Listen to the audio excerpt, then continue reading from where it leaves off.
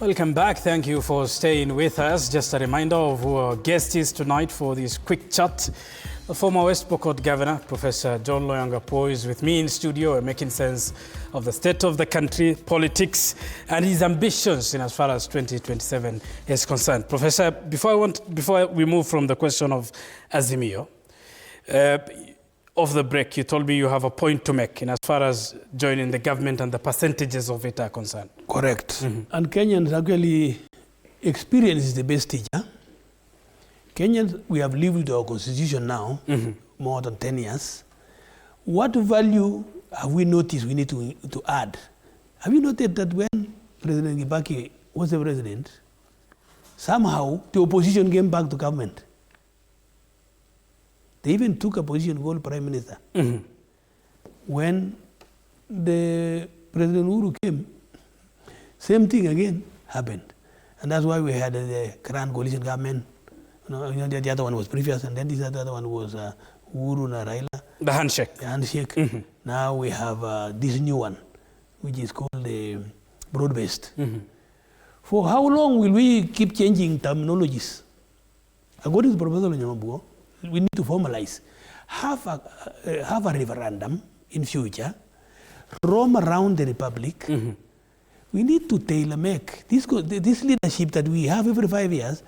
30 to 40% of leadership in cabinet should go to opposition. So we need to write so that we have about 2 or 3 even parties. We keep having so many others that die after every 5 years, several others, or they march. So they keep marching like that. A movement comes, then they run. Another movement is about to take shape now. We are now in the season of political parties aligning themselves to form coalition. A time will come when that direction will happen, so that we now have like 3 parties, like 2 in UK, 3, and so on and so on. But democracy will drive us that direction. Let's move from the question of Azimio and the politics of it to the matter of security and insecurity. You have been a governor. You're 3 years now out of elected political position. There are questions of banditry attacks, which have continued as late as today, when someone, I believe, was killed. We reported that earlier in the 7 p.m. bulletin. What will it take, Governor, former governor, and as a leader from the North Rift region and the North in general, to end banditry? Is it possible? Babakar, I don't know, but this bad manners sometimes is human related. But what it will take is we need to give room and appreciate government, who we elect. That every 5 years we have a government in place. Who does what? We hand over our security, our welfare in their hands. Then they do their policy and we do our works ourselves. So you ask, what does it take? What it will take is for Kenyans to realize we have this country as ours. Even if we have political challenges and political rivalry, it should not reach a point where we trigger things like where you now others begin to see you want to steal from other people. These things called cattle theft, cattle rustling. Cattle rustling, they steal because maybe they don't have anything or something like that, or the previous way of life that they inherited, which should now be changed because people have gone to school. We now need to change their mentality. But the way we approach is also another thing. When I was a governor and when I was a senator before, we sat down and introduced, handed over some of these things to them, some of these approaches. We would ask the reformed warriors, how do you want us to approach? It's not a waste of time. Some say, kill them. And then after killing them, and they have given birth to new ones who are very annoyed that their father is dead.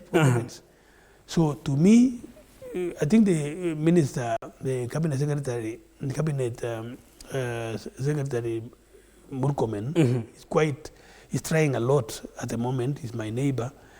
We used to do a lot of work together when I was the governor. He's my neighbor. The approach is to use community as well. We have these elders who Why are they around? Some communities depend on elders more than even education. You are signaling a cultural change. A cultural change, but use the culture. Because you cannot just have a quick change. Use the culture to change these things.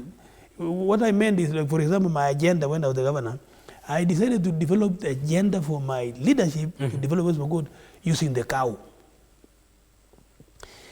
Use what they love most to change them. So I introduced cows and goats and sheep and camel, and then suddenly they say there's a leader who walks footsteps. And then now the rest can now come when we have captured their mind. And Professor, given that this is a persistent problem, how much are politicians equally to blame for inflaming through their words and actions these attacks? It may be there, but when I was there for 5 years, and 5 before as a senator, and I've also learned a lot of I've even written a book about these things. Sometimes we end up blaming politicians just because we are speaking. They don't, when our army, for example, go to do operation, they end up destroying the innocent ones, and the criminals are migrated. So when they start in the camp and say, "Why are you killing these other ones?" when the real ones have disappeared, people say now, would this politician be profiting from this? I don't think we should go to that extent. If there is any, because human beings are human beings, we have nowadays these gadgets called mobile phones, which our security system can access. They can tape and tap. So, but in order to eliminate these bad manners, use everybody. Everybody should be involved. And we should have consistent meetings. Not waiting until they have stolen. You have just mentioned some were killed today. Yes. I don't know wherever it was. I didn't hear. But what were we doing yesterday? We will not eliminate. What were we doing last week? Allow people in the ground to be involved.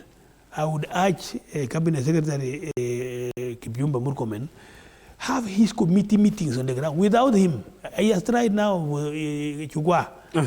Now, after Chugwa, what do you call the other one that goes to the village to spread the gospel? Professor, I asked the question of the role of politicians in this case, and we are not blaming anyone for it. Yeah. But these are some of the most remote of places, the poorest of villages, for instance, where people will literally be in a hunger mode, but there are arms there. What we need to do is the government to do their duty as a government. What is the government supposed to do? To protect the lives of the people, to protect their property, and to protect the boundaries of the country. What does that mean? It means using all means, not necessarily force alone. What we did approached in West Pokot when I was governor, we decided with the county commissioner and all the security system, using this, my approach of bringing goats and cows. We dished some of them. You bring your guns, and then we uprooted everything until it became quiet and silent. When you win the hearts of the wives of these criminals and their children by showing a better way of life. Fair enough. Finally, the guys will be born again. Some of them will give up in the middle. Some of them will even made to become security guards. Fair enough, Governor. Because of the former governor, because of the interest of time, let me make reference to perhaps one thing that stood out as more or less of a scandal during your tenure as the governor. This was reference to a maize scandal. This case, the 7 who were accused were acquitted by the court. But when you were asked why you did not use the procurement requirements, you said this was an attempt to avert hunger in reference to 18 million shillings spent in purchasing maize. Kenyans never understood the whole thing about this. In a nutshell, do you remember that when President Uhuru won, his competitor Raila rejected the results? And so there was a repeat. There was now supposed to be a repeat election. You remember Chief Justice Maraga declared the results null and void, repeat. Do you still remember? Do Kenyans still remember? Now, Me, I just been elected as the governor of West Pokot, an area that is full of hunger and cat rustling and everything. Recalling what we went through when I was a PS, when there was post-election violence, immediately Kenyans killed one another and death was there. That's when we called the cabinet West Pokot County, together with the county assembly West Pokot, and the law allows us to declare and take charge and buy food and store in the cereal, which we did procedurally. And then somebody notoriously quickly went and said, Professor has sanctioned purchase of maize from his farm. And we know when you mention something like that, ESCC is very keen, particularly where there be a lot of theft of public funds. And then that's how the maize was seized, and it became an issue for 7 wasted years. But we are grateful that it came to an end the other day, and it just ended like that. And this was in reference to the direct sourcing of 20,000 bags of white maize. Not even, you can now see, it was not even 20,000, 5,000 bags. And somebody went and said 20,000 bags and millions of money. And then, you know, Kenya government is keen. When you hear something like that, they come. And I've asked EACC personally, when you get some character arriving in a style and saying he's anonymous, this has happened, start with him first. Interrogate that character. How much do you know? So, but sometimes when I ask, they say, no, somebody has brought. I said, no, brought what? Some of them are political rivals. They can just smear your name for the sake of it. And just for purpose of clarity for our audience, that the accused 7 were acquitted of this. They are not actively facing charge in a court of law. Their names, yeah. Perhaps the final question, Prof. You are now serving as the board chair, the North Rift Valley Waterworks Development Agency, appointed by President William Ruto. Yes. There's a raging debate of terms, some saying 1, others saying 2. Where do you sit in that spectrum? 30 seconds. Oh, that's second. Yes. Kenyans, cement 2 term. Why 2 term? Because we have tested a tranquility of leadership in Kenya. Jomo Kenyatta, his years. Moi, his years. Kibaki, his years. Uhuru, his years. Now we are now finishing with William Ruto. There's no harm stabilizing our country that much. It doesn't mean that we are ruling out the others, let them come. But Professor Lonyangapuo has examined the agenda that President Ruto has stapled, and he has done it. Not that because he has appointed me as a chair. How many people has been appointed as chairman? Yes. So personally, that is the story. 2 term is the story.